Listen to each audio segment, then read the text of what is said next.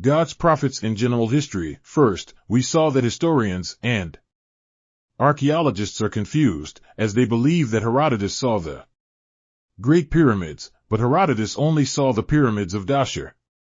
The historian Diodorus, when he visited Egypt, said that there was a document stating that Alexander the Great ordered the construction of pyramids larger than those in Egypt, and that these pyramids would be among the wonders of the world.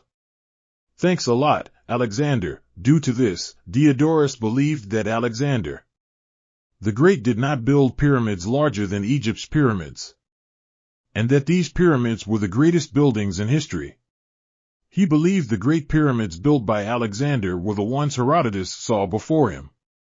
The text of Diodorus the historian, the temples mentioned above were to be built at Delos, Delphi, and Dodona, and in Macedonia a temple to Zeus at Dium, to Artemis Teutopolis at Amphipolis, and to Athena at Cygnus. Likewise at Ilium in honors of this goddess there was to be built a temple that could never be surpassed by any other. A tomb for his father Philip was to be constructed to match the greatest of the pyramids of Egypt, buildings which some persons count among the 7 greatest works of man. When these memoranda had been read, the Macedonians, although they applauded the name of Alexander, nevertheless saw that the projects were extravagant and impracticable, and decided to carry out none of those that have been mentioned. What was the scientists' opinion of the Great Pyramid's construction? To begin with, according to scientists, there was only one person who built the 3 Great Pyramids, not as many as Herodotus claimed. Since the 3 pyramids were built in this geometric shape from the beginning, not one pyramid per view, because the engineering coordination of the building reflects the aesthetic form of the view, and not each pyramid was built separately. From the beginning, the ground was prepared to build 3 pyramids. Second, this person who built the pyramids had power and knowledge. And when this person died, the era of both power and knowledge ended. Because if this knowledge and power continued, we would see many great deeds. Second, this person who built the pyramids had power and knowledge. And when this person died, the era of both power and knowledge ended. Because if this knowledge and power continued, we would see many great deeds. A third theory suggests that an external force, other creatures, carried out the construction, since lifting tools were not available until the modern era. In the opinion of scholars about the owner of the building of the Great Pyramids, the following agrees that Alexander the Great is the owner of the building. We will focus on the words of Diodorus the historian, 1st century BC, who wrote about the Great Pyramids after they were built, who says that these pyramids carry the work of a force that is not human. Text of the book of Diodorus. And the most remarkable thing in the account is that, though the constructions were on such a great scale and the country round about them consists of nothing but sand, not a trace remains either of any mound or of the dressing of the stones, so that they do not have the appearance of being the slow handiwork of men, but look like a sudden creation, as though they had been made by some god and set down bodily in the surrounding sand. The Qur'an, the Prophet Solomon, and the jinn. First, we will present a summary of what was mentioned about the Prophet Solomon and the jinn in the Qur'an. The Qur'an states that God blames people for not thanking David and Solomon for the deeds they did, but there are no deeds on earth under the name of Solomon and David for which people would thank Solomon and David. The Qur'an mentions only Solomon as the person who was granted control over jinn by God. There was no one before him or after him. Quranic text. Surah Sheba 10. We gave David great favors from us. Mountains, repeat, our praises with him, and the birds, as well. And we made iron pliable for him. 11. Instructing him to make full coats of mail, measuring the lengths carefully. Do good all of you, I am aware of everything you do. 12. And we subjected the wind to Solomon, its morning course, covered a month's journey, and its evening course, covered a month's journey. And we made a fountain of molten copper flow for him. And among the jinn were those who worked for him with his Lord's permission.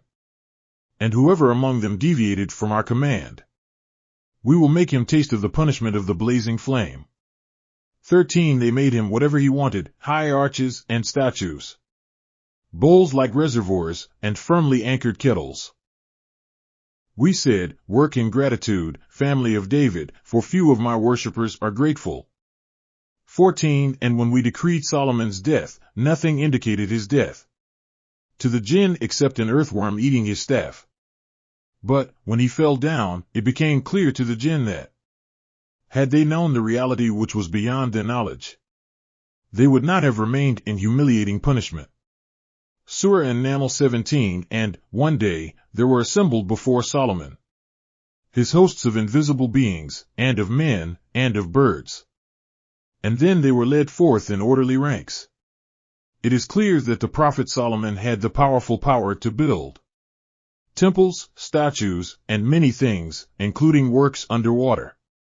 Surat Al-Anbiya 82. We subjected to him among the jinn who dived and performed other duties. We are the ones who put them under surveillance.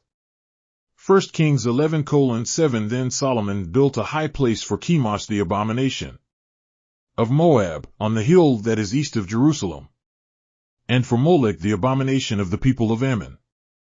And he did likewise for all his foreign wives, who burned incense and sacrificed to their gods.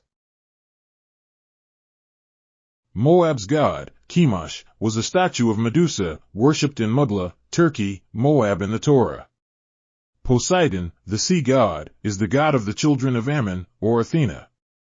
1 Kings 11. Solomon did what was evil in the eyes of the Lord, and he did not follow the Lord completely, like his father David. Solomon's view is that of the Jews or the Ionians, not that of the people of Israel. To understand the magnitude of the deeds that God gave to the prophet Solomon, none of which were preceded by anyone else in the world before or after him, focus on these texts in the Torah. 2 Chronicles 1:7-10. The Torah is only a Jewish, the Ionians, doctrine, not a doctrine of the children of Israel, Hellas, when you read it. 7. That night God appeared to Solomon and said to him, ask what I will give you. 8. Then Solomon said to God, you have shown great mercy to David my father and made me queen in his place. 9. Now therefore, O Lord God, let your word stand with David my father. For you have made me king over a people many as the dust of the earth. 10. Now give me wisdom and knowledge to go out and go in before this people, for who is able to judge this great people of yours? 11. Then God said to Solomon, because this was in your heart, and you have not asked for riches, nor for goods, nor for honor, nor for the lives of those who hate you, nor for many days have you asked for a while, but sleep. Have you asked for your wisdom and knowledge to rule over my people over whom I have made you king?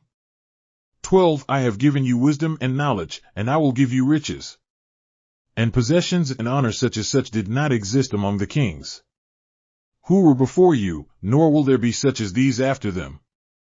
Even though the prophet Solomon had power and many deeds in the Torah and the Qur'an, there is no trace of this person, or any traces of the children of Israel. Alexander the Great with a mythical bird called griffins. These pictures are not only in Azerbaijan, but also in churches in the Middle Ages. Pictures of Alexander the Great with griffins or jinn.